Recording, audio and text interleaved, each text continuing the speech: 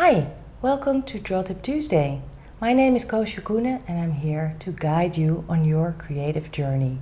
I love drawing and I know that drawing can bring a lot of joy in your life too. So let's draw today. And usually when I draw, I tend to start with lines. So I pick up a pen, I do a drawing, I'm happy with with the whole process. And after I've done the drawing, I will add color, a little bit like making your own coloring page, I guess.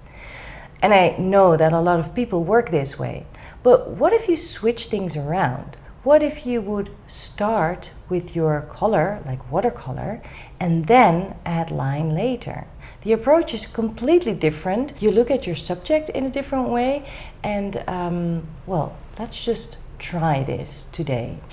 I am using a plant as my subject, but you can actually draw anything. And I think this approach also really helps to tackle stuff that seems a little bit more complicated, like chairs or a hand or, well, maybe a plant with a lot of leaves. So let's go. We'll use watercolors, a brush and water. And later on, we will draw with some colored pencils on top. Mix a nice shade of green that you feel translates the green of the plant. Make sure you mix enough paint. You will see that the leaves differ in color, so you can mix more than one type of green. Now pick up paint and paint the overall shape. Look at the main shapes. Paint what you see and not what you think the plant looks like. But relax about it too.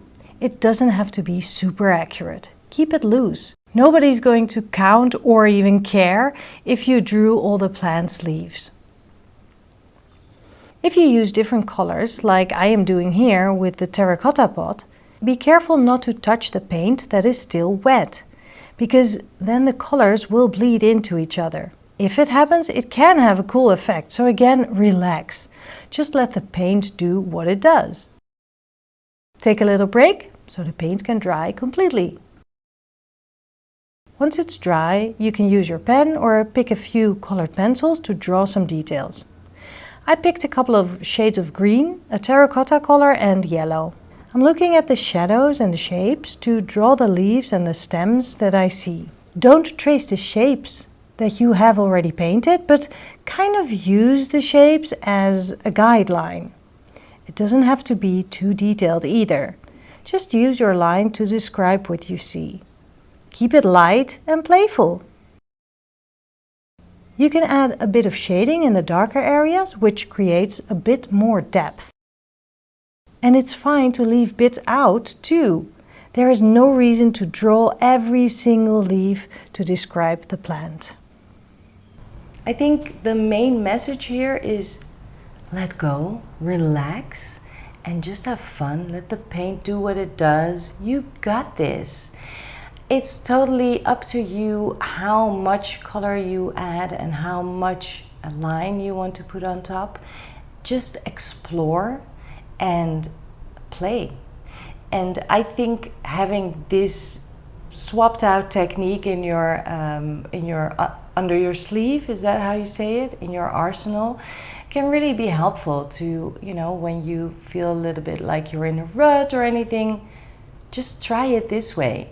And you'll end up with a completely different drawing than you would have when you would have drawn in line first. So yeah, have fun. I'll be back with another Draw Tip Tuesday next week. And I do that because I think it's really important to have these Draw Tip Tuesday videos available for anyone for free. And if you would like to help me keep doing this, then you can back me up on Patreon, and I would really appreciate it if you would consider doing that. It's not very expensive, it's just a monthly small amount, and with that you can really help me to keep going with these videos, and they will land here on YouTube every week. So thanks so much. I'll see you next week. Bye.